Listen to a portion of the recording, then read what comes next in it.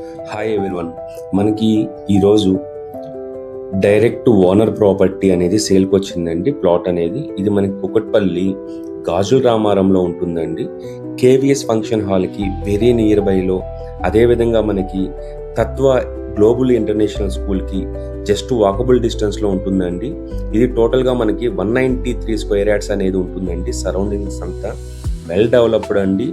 ఈ ప్లాట్కి ఫ్రంట్ అనేది మనకి 30 ఫీట్ రోడ్డు, సీసీ రోడ్ ఉందండి. మీరు సరౌండింగ్స్ అంతా చూడొచ్చు.